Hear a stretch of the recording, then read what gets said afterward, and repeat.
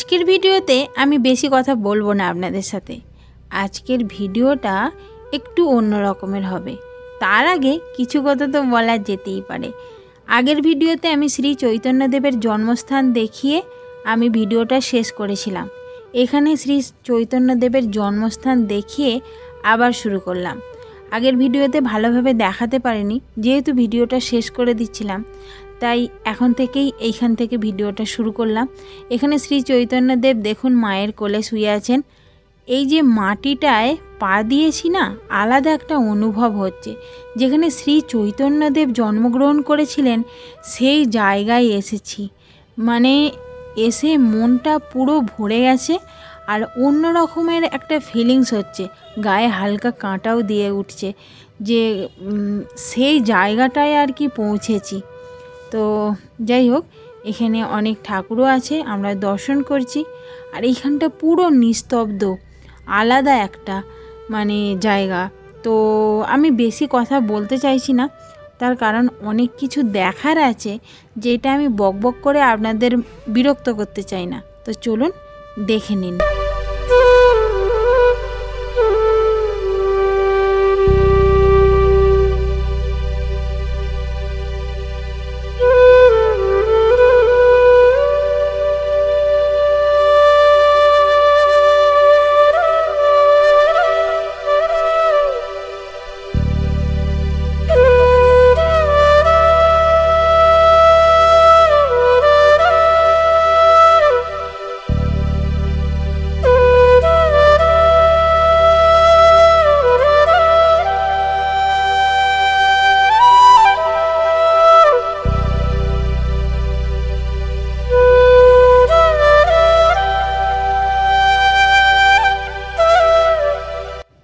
টোটো করে আর এক জায়গায় আসলাম।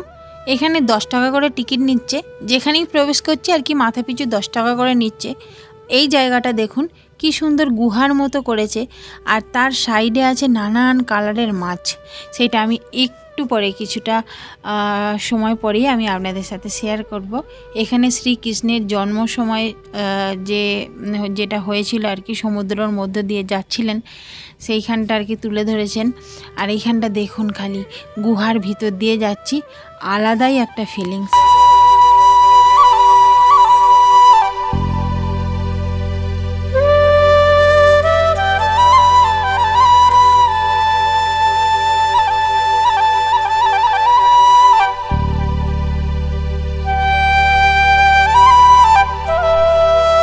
কিছুক্ষণ আগে আমি গল্প করে বলছিলাম না অনেক মাছ আছে এখানে, এই দেখুন কত কালারের মাছ আছে। তো বেশ ভালো লাগছে দেখতে। এখানে দাঁড়িয়ে দাঁড়িয়ে অনেকটা টাইম আর কি কাটিয়েছি। আর রোদটা প্রচুর গায়ে লাগছিল, যেহেতু ওই ধরুন না জ্যৈষ্ঠ আষাঢ় মাস করে গিয়েছিলাম, তো সেই কারণে রোদ তো মানে প্রচুর প্রখর, আর গরমও প্রচুর ছিল।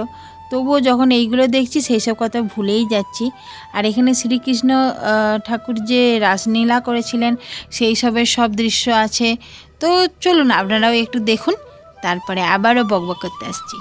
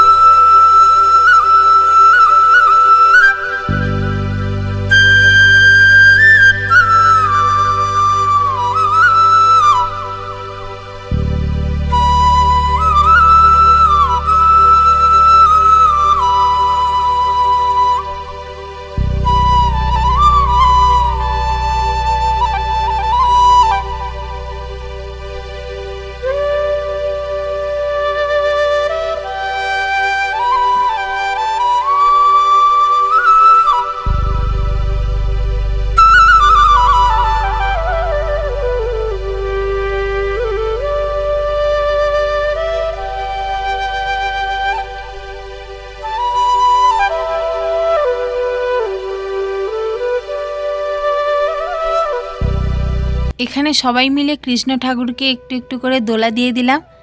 কৃষ্ণ ঠাকুরের দড়িটা ধরে যখন দোলা দিচ্ছিলাম, মনে যখন আপনারা আসবেন তখন বুঝতে পারবেন যে মনটা কতটা যে ভরে যাচ্ছে, আর সংসারেতে ফিরতে ইচ্ছা করবে না, সংসারে যেতে ইচ্ছা করবে না।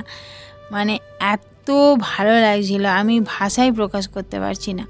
এখানে দেখুন ভক্ত প্রহ্লাদের সব দৃশ্য আছে, আরও অনেক কিছু দৃশ্য আছে। প্রথমের দিকটা যে ছিলাম না রাসলীলা এইসব অনেক কিছু, সেই সবেরই কিছু জিনিস এইখানেও আছে। তো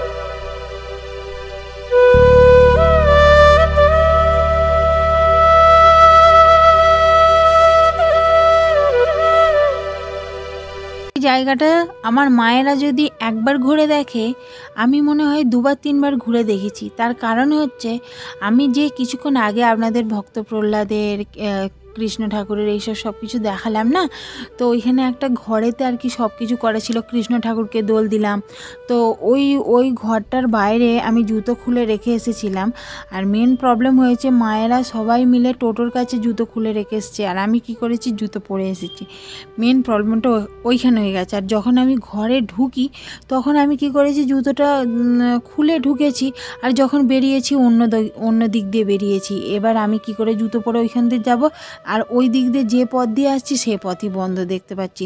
তারপরে সে কত কষ্ট করে এদিক ওদিক দিয়ে ঘুরে ঘুরে তারপরে জুতো পরে এলাম আর কি। তো একটা প্রবলেমে পড়ে গিয়েছিলাম আর কি। তো সেই অনুযায়ী আমার যেখানে মায়েরা একবার করে ঘুরেছে, আমার সেখানে দুবার তিনবার করে ঘোরা হয়েছে। একবার এদিকে যাচ্ছে এদিকটা বন্ধ, এদিকটা যাচ্ছে এদিকটা বন্ধ, তবুও ভালোই লেগেছে আমার, ভালোভাবে আরও কি দর্শন হয়ে গেছে। যেখানে আর কি মায়েরা যায় না সেইখানেও আমি গিয়ে পড়েছি।